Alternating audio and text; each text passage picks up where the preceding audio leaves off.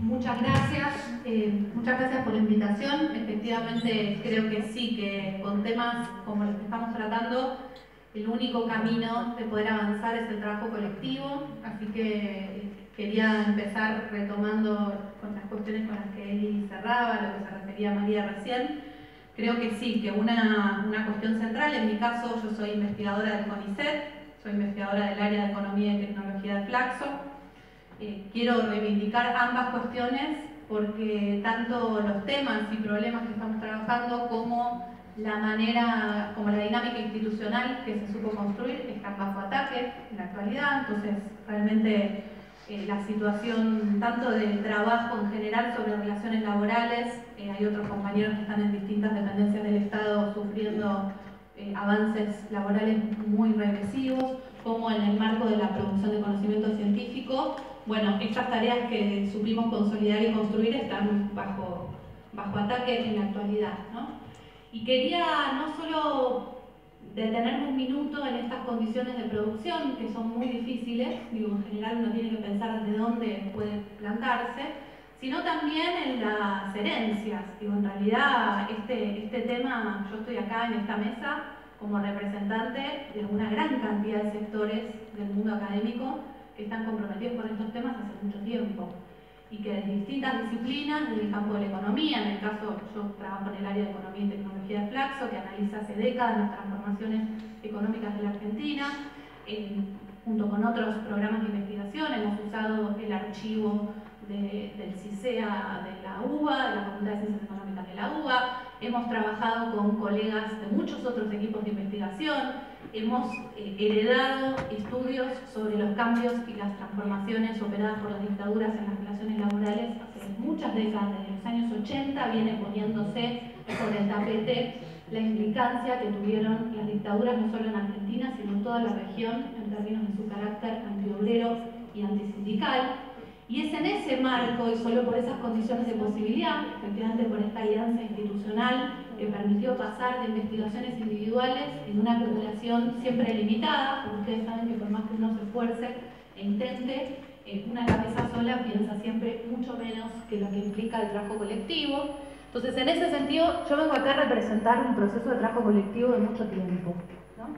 Y que además tiene que ver con avances institucionales. El trabajo colectivo es posible cuando uno tiene condiciones para trabajar, cuando uno tiene cierta estructura que permita sostener procesos de acumulación. Tenemos otros colegas que no vivieron, que se formaron y tuvieron que salir a trabajar en el mundo académico en otras etapas donde el CONICET no era lo que fue en esta última década, ni había becas, ni había la posibilidad de entrar a una carrera de investigador, y esas condiciones fueron muy difíciles. Entonces digo, no solo lo que estamos reflejando acá son investigaciones hechas por estos investigadores de ahora, sino por todo el esfuerzo de sostener este proceso de acumulación en etapas muy críticas como los años 90, los cuales parece que estamos volviendo rápidamente en estos días, ¿no?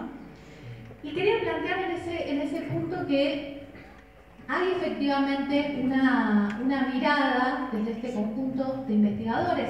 Quiero hablar específicamente del libro Responsabilidad Empresarial en Delitos de Lesa Humanidad, Represión a Trabajadores durante el Terrorismo de Estado, al cual se refería Eli, del cual fue parte él y fuimos parte 20 compañeros que estuvimos en tareas de coordinación o investigación de estas 4 instituciones del área de Economía y Tecnología de Flaxo, el CELS, el Programa Verdad y Justicia y la Secretaría de Derechos Humanos, algunos de los cuales están en el público, y que permitió efectivamente empezar a pensar, digo, en función del proceso judicial, porque esta es la otra cuestión, digo, un enorme esfuerzo, no solo de investigación original, de investigación histórica, sino de vinculación entre esto que Tomás describía como un campo de debate, efectivamente, que es el campo de debate entre la producción histórica, la producción desde las ciencias sociales y el campo de la judicialización.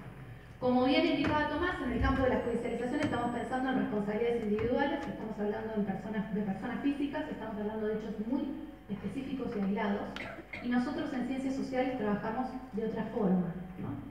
¿Y por qué es tan importante esta cultura que se produce, que como planteaba Eli, es una de las muchas culturas que hace posible que estemos acá?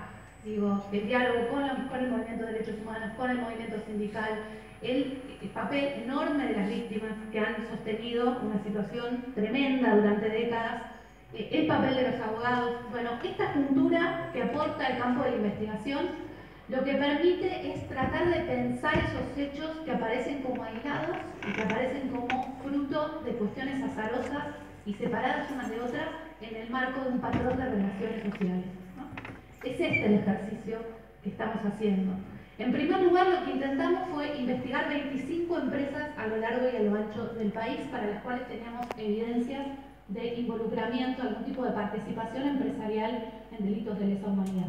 Y lo que encontramos fue una evidencia muy contundente de participación de estas 25 empresas de distintas actividades económicas, automotrices como Mercedes-Benz, como Fiat, como Ford, pero también empresas siderúrgicas del grupo Techint y de Asindar, por ejemplo, empresas ceramistas, ¿no? Empresas navales, astilleros, como Astilleros Astarza, Astilleros de Santiago, Astarza, Maestrina, Forte, ¿no? Una gran cantidad, Loma Negra en provincia de Buenos Aires, la nueva provincia, los ingenios del norte, Ledesma, Concepción, Fronterita, otras empresas agroindustriales como las Marías en la zona del NEA, ¿no? Estamos hablando de una gran cantidad de empresas a lo largo y a lo ancho del país. Y en todos estos casos encontramos este patrón del cual estamos hablando en Ford, es decir, secuestros en el propio espacio de trabajo, provisión de información clave a las Fuerzas Armadas, información confidencial en muchos casos que la empresa tenía como empleador, de circuitos de los trabajadores, de direcciones confidenciales, de momentos de Franco, de dónde encontrarlos, ¿no? Provisión de financiamiento, provisión de vehículos en los cuales se detuvo a estos trabajadores, presencia de los empresarios en los momentos de detención, incluso en los momentos de tortura, y en 5 de los 25 casos que investigamos, entre ellos el caso de Ford, la existencia de lugares de detención en el lugar de trabajo a donde se detuvo por un tiempo y se torturó a los trabajadores en el establecimiento fabril. Todo esto configura, como decía Evi, una mirada del territorio de la fábrica como un territorio represivo, ¿sí? Y ahí es donde entra la necesidad de poder entender. Nuestra investigación llegó a abordar de manera sistemática estos 25 casos, a ver conexiones entre estos 25 casos en regiones muy dispares del país, en actividades económicas muy distintas, con patronales muy distintas. En algunos casos son multinacionales, en otros casos son empresas a las cuales incluso les fue mal tiempo después. Qué sé yo, el caso de las ceramistas, el caso de Swift en Berisso. Hay varios, digamos, en el cual efectivamente, ¿cuál es la preocupación común y cómo podemos entender esto? ¿Cómo podemos entender que empresarios se dediquen a reprimir a los trabajadores cuando sabemos que la misión de los empresarios es la obtención de la ganancia? Supuestamente están haciendo negocio y no, es muy difícil pensar en funcionarios empresariales implicados directamente en una tarea tan sucia, ¿no? Que implica ensuciarse las manos de esta manera. Y aquí es donde me parece que hay una cuestión que sí que es muy relevante, no solo para entender nuestra historia, sino también nuestro presente, y una cuestión que resulta muy difícil de ver, pero que en los estudios históricos es muy evidente cuando uno empieza a trabajar con archivos, con testimonios, con materiales, que es el enorme poder que tienen los trabajadores cuando se juntan, ¿no? Cuando se piensan como clase, cuando tienen la capacidad de organizarse. Es esta clave lo que nos permite entender la disputa por la distribución del ingreso en los años 70 en la Argentina, disputa que se sostuvo entre los 50 y los 70, porque esta preocupación sobre la participación de los trabajadores en el ingreso nacional en realidad es una preocupación desde que se alcanzó el 50-50 durante el peronismo, se declara como el eje central desde el 55 con el golpe y marca 20 años de disputa social hasta mediados de los años 70, donde los trabajadores lograron conseguir todo un ciclo de activismo fenomenal desde el Cordobazo en adelante, una participación del ingreso cercana a esos 50 puntos nuevamente, luego de 20 años de lucha política. Es en ese marco donde uno puede entender la dictadura, donde uno puede entender esta ofensiva brutal que los compañeros vivieron en su propio cuerpo, ¿no?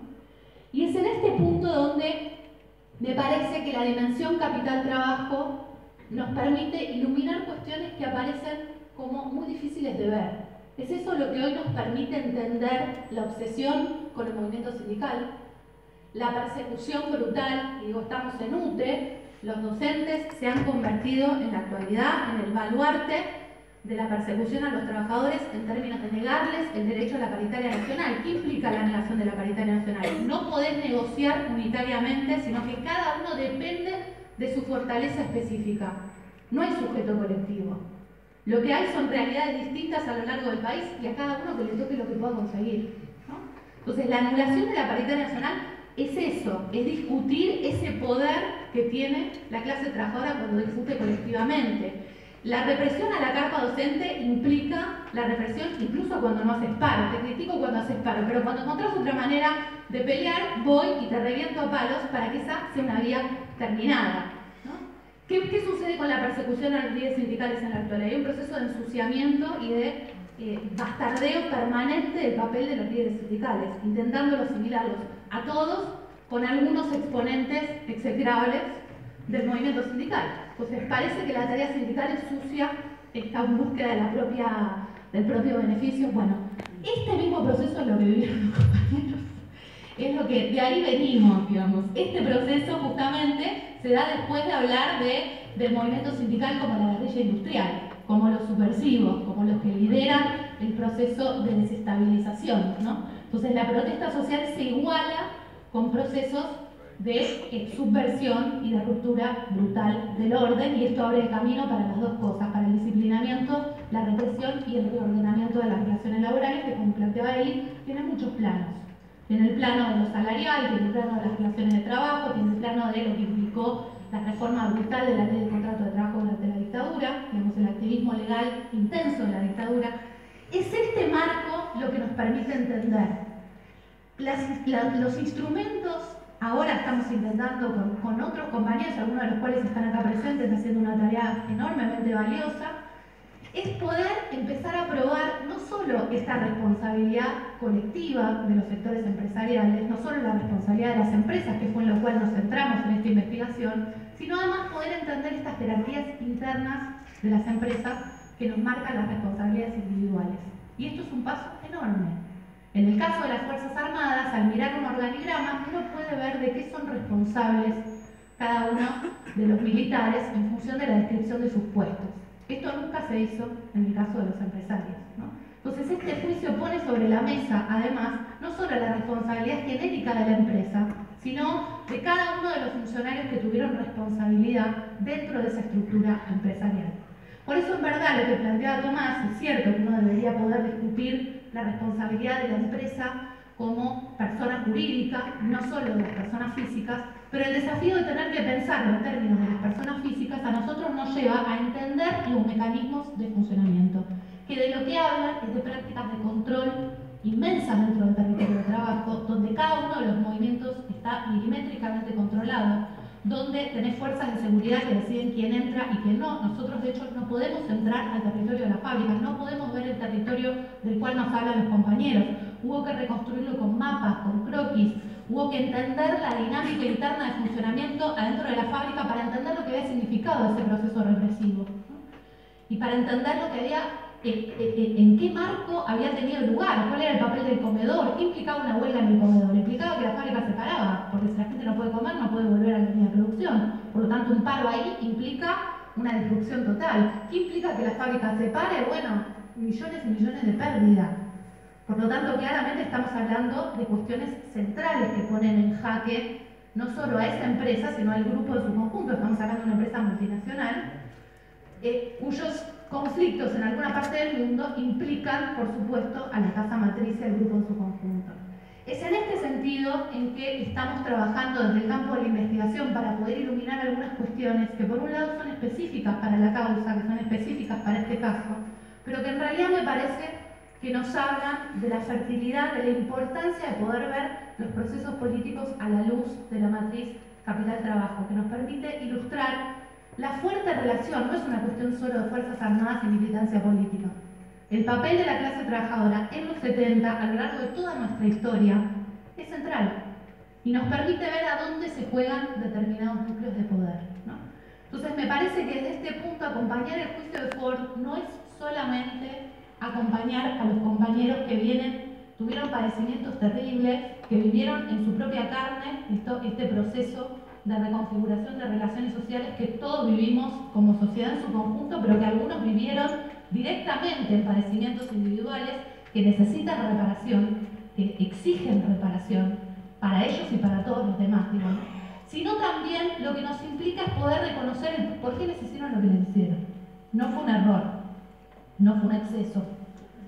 Hay una lógica muy importante, que es la de darse cuenta del poder que uno tiene cuando se organiza, cuando se junta y cuando puede armar este proceso de articulación del cual hablábamos. Es solo cuando uno toma conciencia de que siendo el perejil que es, siendo los perejiles, las perejilas que somos en cada una de nuestras posiciones y donde uno cree que no es nada lo que puede hacer, en verdad tiene un poder inmenso de articulación y de disputa social. Y ese poder fue inmenso en los 70 y es inmenso en la actualidad. Entonces, acompañar el proceso de Ford, en realidad, no es solo hablar del pasado, es hablar de la historia de los compañeros, que creo que es la historia nuestra. Gracias.